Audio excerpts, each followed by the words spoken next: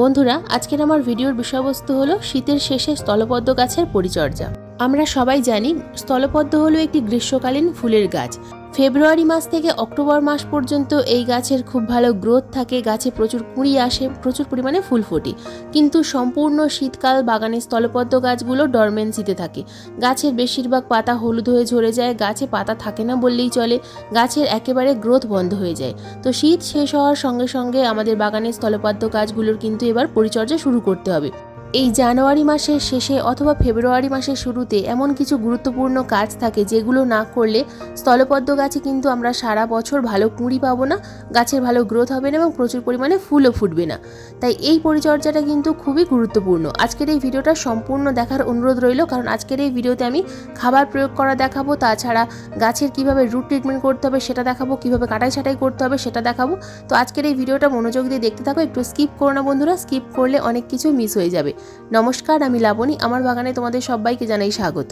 তো প্রথমেই বলবো কয়েকটা টিপসের কথা। তো টিপস নাম্বার 1, যেহেতু স্থলপদ্ম একটি গ্রীষ্মকালীন ফুলের গাছ, তাই এতদিন যদি তোমাদের বাগানের স্থলপদ্ম গাছগুলো ছায়া জায়গায় থেকে থাকে, তাহলে এবার এই গাছগুলোকে ফুল সানলাইটের মধ্যে রাখার চেষ্টা করো। ফুল সানলাইট অর্থাৎ সারা দিন যেখানে রোদ্দুর থাকে সেখানেই এই গাছগুলোকে রাখতে হবে, তবেই স্থলপদ্ম গাছের ভালো গ্রোথ হবে এবং গাছে প্রচুর পরিমাণে ফুল আসবে। টিপস নাম্বার 2, এই সময় আমাদের বাগানের স্থলপদ্ম গাছগুলোর টবের মিডিয়া ভালোভাবে পরিষ্কার করতে হবে, কারণ অনেক দিন যেহেতু এই গাছে আমরা কোনো খাবার প্রয়োগ করতে পারিনি, তাই এখন গাছে প্রচুর পরিমাণে আগাছা হয়েছে। তো সেই আগাছাগুলোকে তুলে ফেলতে হবে এবং আগাছা তুলে ফেলার পর নিড়ানির সাহায্যে ভালোভাবে টবের মাটিটা খুশে দিতে হবে। তো টবের মাটি খোসার সময় যদি দেখো যে গাছে প্রচুর পরিমাণে রুট বাউন্ড হয়ে গেছে, তাহলে সেই গাছকে কিন্তু রিপোর্ট করতে হবে। যদি একই টবে গাছ রাখতে চাও তাহলে সামান্য পরিমাণ রুট কাটতে হবে, তারপর তোমাদেরকে কিন্তু সেই একই টবে গাছ রিপোর্ট করতে হবে। আর যদি মনে হয় যে বড় টবে প্রতিস্থাপন করবে, তাহলে রুট কাটার খুব একটা দরকার নেই, নিচের দিকে সামান্য পরিমাণ কেটে দিয়ে গাছটাকে আবার নতুন টবে রিপোর্ট করতে পারো। তো রিপোর্ট করতে গেলে কিভাবে মাটি তৈরি করতে হবে, মাটি তৈরি করার সময় সমপরিমাণ মাটি এবং কম্পোস্ট মিশিয়ে তোমরা প্রতিস্থাপন করতে পারো। তাছাড়া 40% গার্ডেন সয়েল, 40% কম্পোস্ট আর 20% কোকোপিট মিশিয়েও এই গাছ প্রতিস্থাপন করতে পারো। স্থলপদ্ম হলো একটি জবা গোত্রীয় গাছ, তাই জবা গাছের মতো মাটি তৈরি করেও এই গাছকে কিন্তু প্রতিস্থাপন করা যায়। তো টবের মিডিয়া আমি খুব ভালোভাবে খুশে নিলাম। তো এরপর 3 নম্বর যে টিপস, সেটা হলো এই সময় আমাদের বাগানে স্থলপদ্ম গাছগুলোর কাটাই ছাঁটাই করতে হবে, অর্থাৎ হার্ড প্রুনিং করতে হবে। যদি ছোট গাছ হয় সেক্ষেত্রে সফট প্রুনিং করতে হবে, যদি বড় গাছ হয় সেক্ষেত্রে হার্ড প্রুনিং করতে হবে। তো হার্ড প্রুনিং করতে গেলে দেখো গাছের কিন্তু আমি 90% কেটে দিলাম, নিচের দিক থেকে কিছুটা পরিমাণ রেখে দিয়ে ওপরের বেশ কিছুটা ডাল আমি কেটে দিচ্ছি। তো এইভাবে সম্পূর্ণ গাছের কিন্তু ডালগুলোকে এই ফেব্রুয়ারি মাসের 15 তারিখের মধ্যে আমাদেরকে কেটে ফেলতে হবে। ঠিক জবা গাছে যেমন আমরা পরিচর্যা করি, ঠিক তেমনই কিন্তু এই স্থলপদ্ম গাছগুলোর ক্ষেত্রেও একই রকমভাবে হার্ড প্রুনিং বা সফট প্রুনিং করতে হবে। তো দেখো আমার এই যে স্থলপদ্ম গাছটা, এটা ডাবল পেটাল স্থলপদ্ম। তো এই গাছটার যে কটা ডাল ছিল আমি প্রত্যেকটা কিন্তু হার্ড প্রুনিং করলাম।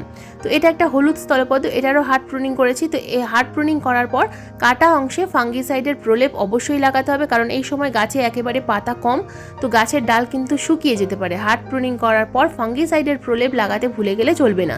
ফাঙ্গিসাইডের প্রলেপের পরিবর্তে তোমরা এখানে কিন্তু মোম গলিয়ে সেই মোম এখানে লাগিয়ে দিতে পারো, অথবা নেল পলিশ লাগিয়ে দিতে পারো। তো ফাঙ্গিসাইড যদি থাকে অবশ্যই ফাঙ্গিসাইডটাই লাগাবে। তো কাটাই ছাঁটাই করার পর এবারে টিপস নাম্বার 4 হলো আমাদের গাছের রুট ট্রিটমেন্ট করতে হবে। কাটাই ছাঁটাই করার পর সঙ্গে সঙ্গে গাছে খাবার দেবো না। তো যে খাবারটা দেবো সেটা হলো নিমখোল। 1 চামচ পরিমাণ নিমখোল একটা 10 ইঞ্চি টবে আমি দিয়ে দিলাম, তোমরা এখানে কিন্তু 2 চামচ পরিমাণ নিমখোলও দিতে পারো। তো এরপর যেটা দেবো সেটা হলো 1/2 চামচ পরিমাণ হলুদ গুঁড়ো। হলুদ গুঁড়োর পরিবর্তে তোমরা এখানে ট্রাইকোডার্মা ভিরিডিও দিতে পারো। তো এই দুটো উপাদান ভালোভাবে মিশিয়ে টবের মাটিতে মিশিয়ে দিতে হবে।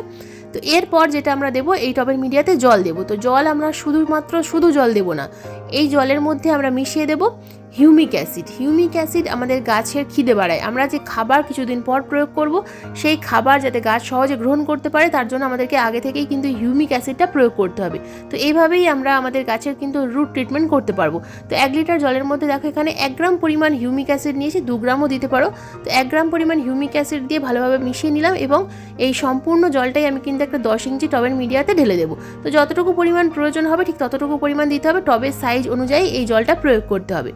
তো এই খাবারটা প্রয়োগ করার ঠিক 10 থেকে 12 দিন পর গাছে কিন্তু আমাদেরকে খাবার প্রয়োগ করতে হবে। গাছে যখন দেখবে যে ছোট ছোট পাতা আসছে ঠিক তখনই গাছে আমাদেরকে খাবার প্রয়োগ করতে হবে। তো কী খাবার প্রয়োগ করতে হবে সেটা দেখে দেবো। তো প্রথমেই আমি টবের মিডিয়াটা ভালোভাবে খুশে নিয়েছি, দেখো।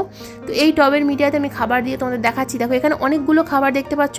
তো দেখো প্রথমেই যেটা নিয়েছি সেটা হলো কম্পোস্ট, একদম সম্পূর্ণ গোবর সার নিয়েছি এখানে। তোমরা এখানে ভার্মি কম্পোস্ট নিতে পারো। একটা 12 ইঞ্চি টবের জন্য আমি এখানে 2 মুঠো পরিমাণ কম্পোস্ট রেখেছি।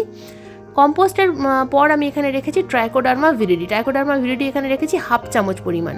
ট্রাইকোডার্মা ভিরিডি টবের মিডিয়াতে যদি কোনো রকম কোনো ফাঙ্গাস থেকে থাকে তাহলে সেটাকে কিন্তু একেবারেই সরিয়ে দেবে, তো গাছের শিকড় ভালো রাখবে। তো এরপর যেটা দেখতে পাচ্ছ সাদা রঙের, এটা হলো স্টিম বোনডাস্ট। স্টিম বোনডাস্টের পরিবর্তে তোমরা নর্মাল বোন মিলও এখানে ইউজ করতে পারো। তো 2 চামচ পরিমাণ বোনডাস্ট নিয়েছি। 1 চামচ পরিমাণ ফ্রেশ চা পাতা নিয়েছি। তোমরা এখানে 1 মুঠো পরিমাণ ইউজ করা চা পাতা নিতে পারো। এরপর যেটা দেখতে পাচ্ছ এটা 5 চামচ পরিমাণ পাকা কলার খোসার গুঁড়ো। পাকা কলার খোসার গুঁড়োর পরিবর্তে তোমরা এখানে বায়ো পটাশ নিতে পারো। তো এরপর যেটা দেখছো এটা হলো 1 চামচ পরিমাণ নিমখোল। আবারও আমি নিমখোল নিয়েছি। তো এরপর আমি এখানে নিয়েছি বায়োজাইম অর্থাৎ জিয়ার দানা। এটা যদি থাকে তো নেবে, না থাকলে নেওয়ার প্রয়োজন নেই। তো এই প্রত্যেকটা উপাদান খুব ভালোভাবে একে অপরের সঙ্গে মিশিয়ে তারপর আমরা একটা 12 ইঞ্চি টবের মিডিয়াতে কিন্তু প্রয়োগ করব। যদি 10 ইঞ্চি সাইজের টব হয় সেক্ষেত্রে তোমরা কিন্তু এখানে সামান্য পরিমাণ খাবারটা একটু কম নেবে। তো 12 ইঞ্চি টবের ক্ষেত্রে বা 10 ইঞ্চি টবের ক্ষেত্রে পরিমাণটা একই রকম রাখবে, শুধুমাত্র প্রয়োগ করার সময় 2 মুঠো পরিমাণ প্রয়োগ করবে খাবারটা।